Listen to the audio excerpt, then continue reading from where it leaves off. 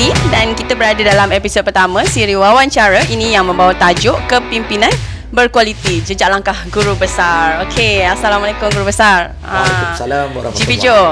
Okey, hari ini kita berkesempatan dalam mendalami pengalaman dan pemikiran seorang tokoh yang ada kat depan saya, Guru Besar ni. Okey, yang sangat penting dalam pendidikan sekolah ni, iaitu Guru Besar Johari bin Sahar. Saya rasa masih belum terlambat lagi untuk ucapkan selamat datang ke sekolah Seksyen 6 Kota Damansara. Baru berapa? Dah hampir 5 bulan. Masuk bulan ke-6. Masuk bulan ke-6. Selamat datang Terima kasih. Okey, ada kata-kata duluan ke? Okey, selamat maju jaya pada semua. Kenali Seksyen 6, The Sixers. Ya, Sixers.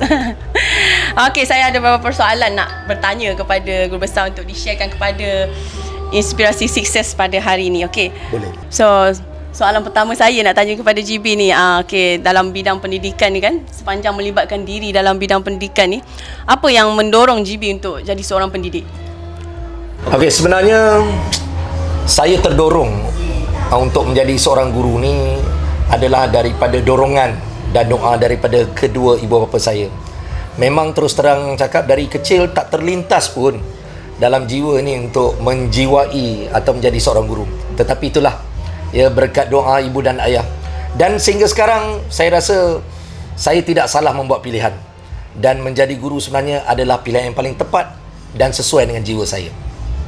Okey, yang seterusnya saya nak bertanya berkenaan dengan pengalaman. Pengalaman sebagai guru besar, walaupun dalam masa yang masih singkat kan, di sekolah Seksyen 6, apa pengalaman sebagai guru besar dekat Seksyen 6? Okey.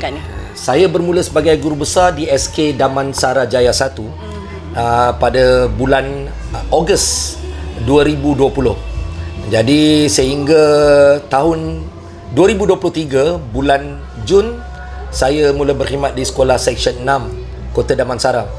Alhamdulillah, menjadi pemimpin yang tertinggi di sekolah. Ya, memang saya akui banyak cabarannya, kerana ialah sebagai guru besar kita kena membuat keputusan yang tepat. Ya, di samping kita sentiasa memantau perjalanan sekolah daripada murid, guru-guru, ibu bapa, semualah. Tetapi saya suka nak kongsi di sini pengalaman saya walaupun masih baru di sekolah Seksyen 6 Kota Damansara sebenarnya mempunyai satu kelebihan. Kelebihannya adalah murid dan ibu bapa. Di sekolah Seksyen 6 ni murid-muridnya cukup baik, sangat menghormati orang, dan ibu bapanya pula sangat-sangat committed, ya, dalam bekerjasama dengan pihak sekolah khususnya. Dan kerana itu, tuan-tuan dan puan-puan, hasilnya lihat, dalam tempoh beberapa bulan ini kami dapat mengadakan macam-macam program khususnya untuk anak-anak dan warga SK Seksyen 6. Terbaik. Okey, dalam kata pasal cabaran tadi kan, sebagai guru kan, mesti ada kejayaan yang boleh dikongsikan bersama-sama dalam apa yang telah dicapai sebagai guru besar lah, pencapaian. Okey, kalau nak kira pencapaian saya tu, pada tahun lepas saya telah dianugerahkan untuk anugerah perkhidmatan cemerlang bagi guru besar, dan yang menyampaikannya adalah YB Fazlina, ya, Siddiq, iaitu Menteri Pendidikan sendiri. Dan alhamdulillah, ini sebenarnya merupakan satu suntikan semangat untuk saya supaya berkhidmat dengan lebih cemerlang. Ya, jadi kalau nak kata cabaran bagi saya sebagai guru besar tu, memang ada cabarannya di mana-mana saja. Al-maklum, ya, kita memberi pendidikan kepada anak-anak dalam zaman yang serba mencabar ini, ya. Kita harus akur, dan kita kena pantau anak-anak kita ini supaya tidak tersasar. Dan kerana itu saya amat-amat memerlukan sokongan yang padu daripada guru-guru, dan tak lupa juga buat ibu bapa. Alhamdulillah, kita memiliki cibi yang hebat. Bukan calang-calang cibi yang kita ada sekarang dekat Seksyen 6 Kota Damansara kan. Okey. Selain daripada tu, okey, nak tanya jugalah, macam mana GB ada tak cara macam mana nak membangunkan hubungan baik dengan parents dekat sekolah Seksyen 6 Kota Damansara ni? Okey, dalam membina hubungan ni, ya, saya rasa guru-guru besar yang lain, cikgu-cikgu yang lain juga tentunya mempunyai cara yang tersendiri dan sudah pasti lebih arif. Tapi bagi saya, tuan-tuan dan puan-puan, sebenarnya saya suka berkongsi masalah yang dihadapi oleh anak-anak bersama ibu bapa. Kerana kita perlu tahu, di sekolah kita sendiri sebagai ibu bapa, tetapi masa lebih lama anak-anak kita ni di rumah. Jadi kita perlu ada kesinambungan. Apa yang pihak sekolah sampaikan ini perlu diteruskan juga oleh ibu bapa di rumah. Dan kerana itu adalah amat penting, ibu bapa juga perlu tahu setiap perkembangan atau permasalahan yang dihadapi oleh anak-anak mereka. Dengan erti kata lain, komunikasi antara guru dan ibu bapa itu sangat penting.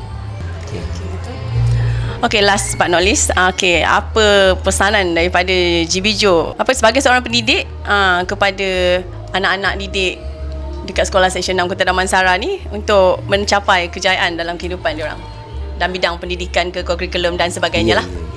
Okey, seperti mana yang kita tahu, ini pesanan saya lah sebagai seorang guru, sebagai seorang ayah. Ya, untuk semua pastinya kita bukan hanya nak berjaya untuk hari ini, tapi kita nak berjaya untuk sampai ke akhirat kelak, insya-Allah. Jadi paling penting kita kena selalu muhasabah diri. Ya, kena cermin-cermin diri kita, ingat diri kita, jangan sangka kita adalah yang terbaik. Ya.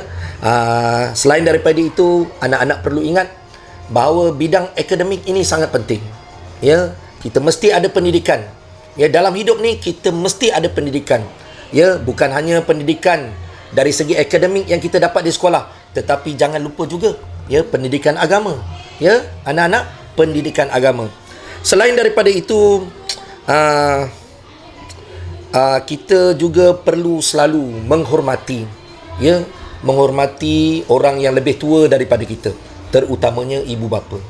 Ingat anak-anak, ya, hormat pada ibu bapa, hormat pada guru dan orang-orang di sekeliling kita. Insya-Allah, saya pasti ya, Cik Benzi, kita akan menjadi anak-anak yang cemerlang. Bukan hanya sekadar di dunia, tetapi di akhirat kelak, insya-Allah. Okey, itu pesanan dan nasihat yang ikhlas daripada GB kita. Itulah saja episod pertama Inspirasi Success dengan tajuk Kepimpinan Berkualiti Jejak Langkah Guru Besar. Untuk menonton, jangan lupa sertai kami untuk episod seterusnya yang pasti penuh inspirasi. Sekian, terima kasih.